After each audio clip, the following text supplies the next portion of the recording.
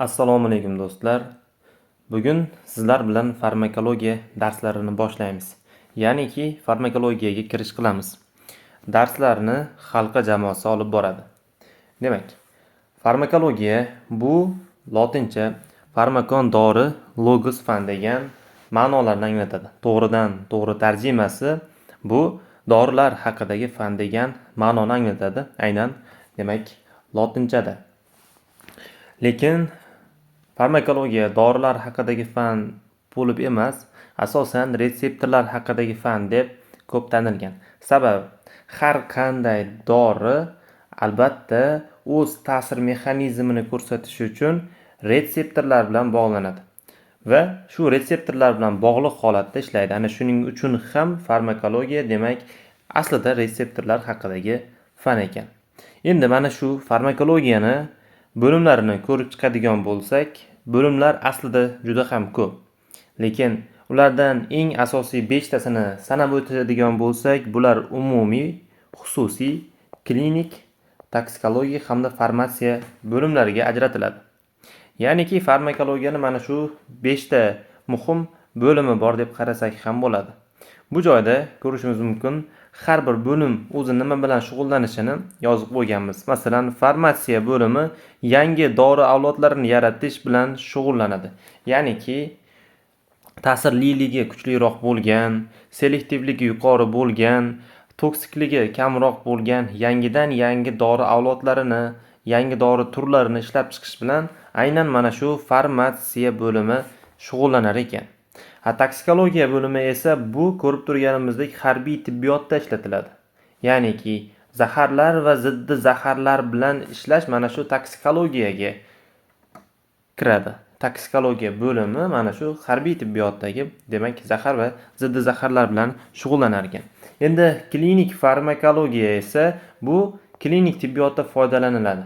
Har bir dori ma'lum bir dozadagina o'zini eng optimal ta'sirini bildiradi. Ya'niki ayrim dorilar qaysidir dozadan kamroq bo'lsa ta'sir ko'rsatmasligi mumkin. Umuman organizmga ta'sirini ko'rsata olmaydi.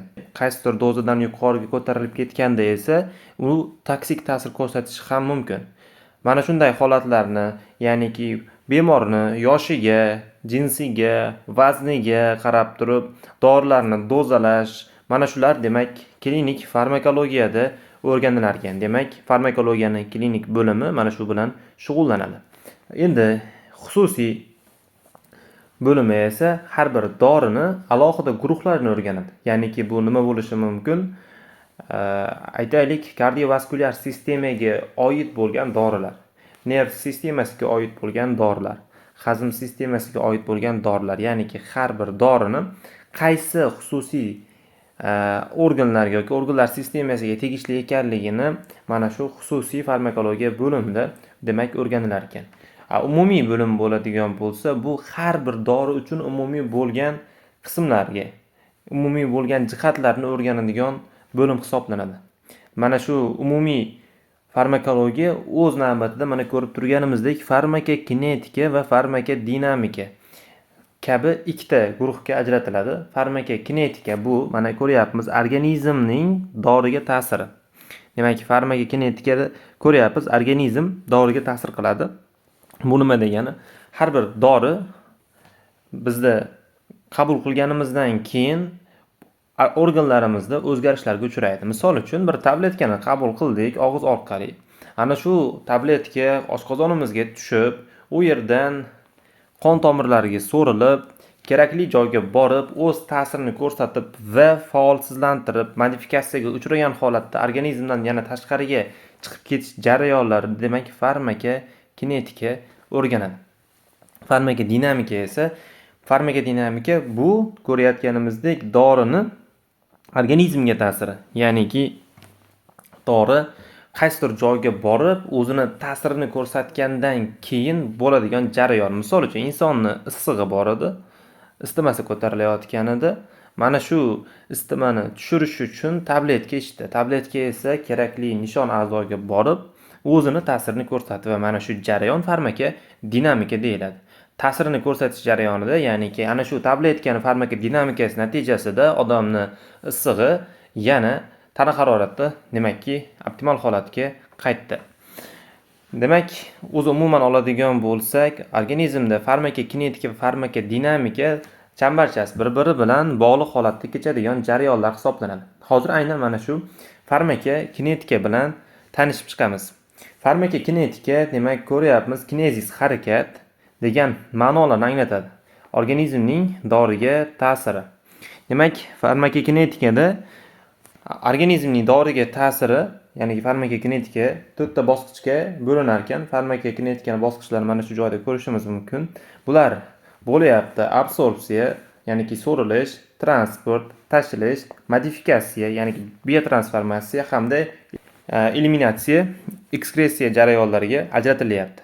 Demak, organizm dorini qabul qilgandan keyin mana shu jarayonlardan o'tar ekan. Ya'niki farmakokinetika jarayonlari amalga oshirish uchun dori organizmga kirib, ta'sir ko'rsatib, o'zgarishlarga uchrab va tashqariga chiqib ketish uchun demak mana shu 4 ta bosqichdan o'tadi. Bu absorpsiya, ya'ni so'rilish birin-ketin ko'radigan bo'lsak, misol uchun bir dorini biz og'iz orqali qabul qildik. Ya'niki oral qabul qilinganda bu dori oshqozon ichaklarimizga tushganda, ya'niki oshqozonga tushganda u absorpsiyaga uchraydi, ya'niki so'riladi. Ma'lum bir qon tomirlariga, kapillyarlarga so'riladi va ana shu qon tomirlariga so'rilib bo'lgach, u yerda plazma oqsillariga birikadi va ana shu plazma oqsillari bilan birgalikda mana shu dori tashiladi. Tashilib, u nishon a'zoga, kerakli a'zoga boradi va u yerda o'zini farmakodinamikasini ko'rsatadi, ya'niki ta'sirini ko'rsatadi. Ta'sirini ko'rsatgandan so'ng jigarda, buyrakda u biotransformatsiyaga uchraydi, ya'niki u modifikatsiyaga uchrab parchalana boshlaydi yoki shaklini o'zgartiradi. Mana shunday holatlar bo'lishi mumkin. Va biotransformatsiyaga uchragan dori eliminatsiyalanadi, ya'niki ekskressiya bo'lib, u chiqib ketadi organizmdan. Demak, dorilar asosan mana shunday holatlarda demak organizmda farmakokinetikasini namoyon qiladi. Xo'p, endi ba'zi bir holatlarda bo'lishi mumkin. Mana shu jarayonlar doim ham biz aytganimizdek yuqoridan pastga qarab harakatlanmasligi mumkin. Misol uchun, agar biz dorini oral qabul qilmasdan, ya'ni og'iz orqali qabul qilmasdan, vena orqali qabul qiladigan bo'lsak, bu joyda absorpsiya bo'lishi shart emas. U to'g'ridan-to'g'ri transport bosqichiga o'tadi. Transport bo'lib tashiladi, modifikatsiyaga uchraydi va eliminatsiya bo'lib chiqib ketadi. Yoki bo'lmasam, ayrim dorilar bor. Misol uchun Omeprazol dorisini qabul qilganimizda bu vodorod pompa ingibitori hisoblanib, aynan xlorid kislotani chiqishini bloklaydigan dori hisoblanadi.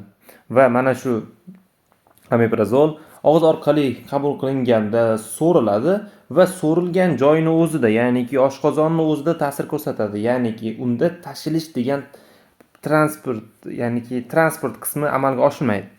U absorpsiya bo'ladi, u modifikatsiyaga uchraydi, u eliminatsiya bo'ladi, lekin transport bo'lmaydi. Ya'niki aytmoqchi bo'lganimiz, biz qanday doridan foydalanayotganligimizga qarab, dorini qanday qabul qilayotganligimizga qarab va bu dori qayerda ta'sir ko'rsatishiga qarab farmakokinetika bosqichlari turli kechishi mumkin. U absorpsiyadan boshlanishi mumkin, u transportdan boshlanishi mumkin yoki bo'lmasam ayrim bir bosqichlar ana shu joyda tashlab ketilgan holatda bo'lishi mumkin. Ya'niki har doim ham dastlab absorpsiya bo'lib, keyin transport bo'lib, keyin modifikatsiya va keyin ekskressiya jarayonlarini ko'rib chiqmasligimiz mumkin. Misol uchun, keling, loratadin degan dorini, mana shu loratadinni biz farmakokinetikasini ko'rib chiqamiz. Buni farmakokinetikasi nimadan iborat? Loratadin oral qabul qilinadigan, og'iz orqali qabul qilinadigan dori hisoblanadi. Bu og'iz orqali qabul qilinganda birinchi oshqozon ichaklarida so'rilishi kerak va buni so'rilishi juda ham yaxshi, ya'niki 90% oshqozon ichaklarida so'riladi. So'rilgandan keyin plazma oqsillari bilan u tashilishi kerak. Demak, mana shu loratadinni 90% so'rilganda, mana shu 90% ni 97-99% plazma oqsillarida birikadi. Birikilib, ular demak transport qilinadi. Ular kerakli joyga transport bo'lib borgach, o'zini ta'sirini ko'rsatgach, demak mana shu joyda nishon a'zoga boradida, nishon a'zoda demak o'zini ta'sirini ko'rsatadi, ya'niki farmaka dinamikasini ko'rsatadi. Mana bu yerda ko'rishimiz mumkin. Mana farmaka dinamika demak dorini organizmga ta'sir edi. Nishon a'zoga bordi va u yerda o'zini farmaka dinamikasini ko'rsatadi. Aynan qanday ko'rsatadi? Periferik H1 retseptorlariga qarshi bu selektiv faollikka ega bo'lgan trisiklik antigistamindir, ya'niki laratadin periferik H1 retseptorlarini bloklovchi dori hisoblanadi. Ana shu kerakli nishonga borib H1 retseptorlarini bloklagandan keyin bu demak organizmga o'zini farmakodinamikasini ko'rsatayotgan bo'ladi. Organizmga farmakodinamikani ko'rsatishi qanaqa? Periferik H1 retseptorlarini bloklaganda bronxa spazmni oldi olinadi, ya'niki bronxlardagi spazm holati oldi olinib, ular kengayadi. Ya'niki ular spazm holatiga kelmay qoladi bronxlar. Mana shu farmaka dinamikasini ko'rsatib bo'lgandan keyin, demak, laratadin modifikatsiyaga uchraydi. Jigarga, buyrakka, mana shunday modifikatsiyaga uchratuvchi organlarga borib turib, demak, u modifikatsiyaga uchraydi. Modifikatsiyaga uchraganda, demak, uning yarim parchalanish davri ko'ryapmiz, 1-1,5 soatni tashkil etadi. Va modifikatsiyaga uchragan laratadin eliminatsiya bo'lishi, ya'niki ekskressiya bo'lib, organizmdan tashqariga chiqib ketishi kerak. Bunda dozani taxminan 40% demak sidik bilan chiqadi, 42% esa najas bilan ko'ryapmizki 10 kun ichida organizmdan chiqib ketar ekan. Demak, laratadinni farmaka kinetikasi bilan tanishdik va mana shu qismda biz farmaka dinamika bilan bu yerda tanishib o'tdik. Demak, u laratadin, ya'niki farmaka dinamikasi va farmaka kinetikasi mana shulardan iborat dori hisoblanar ekan.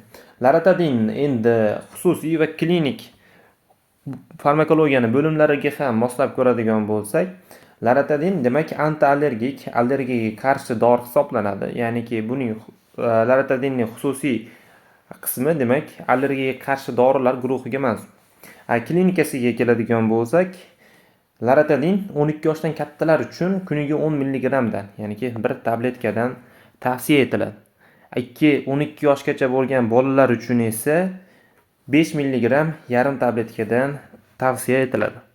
Endi bo'lishi mumkin 30 kg dan kichik bo'lgan bolalarga ham, yoshi 7 yil lekin 30 kg dan kichik bo'lgan bolalarga ham mana shunday 5 mg dan, ya'niki yarim tabletkadan demak laratadin tavsiya etiladi. Bu laratadinning xususiy, klinik hamda umumiy farmakologiyalari edi. Biz dorilarni asosan mana shu 3 ta bo'limini demak o'rganamiz. Demak, xususiy bo'limini, umumiy bo'limini hamda klinik bo'limini. Farmakologiyani mana shu 3 ta bo'limini dorilarda ko'rib chiqamiz.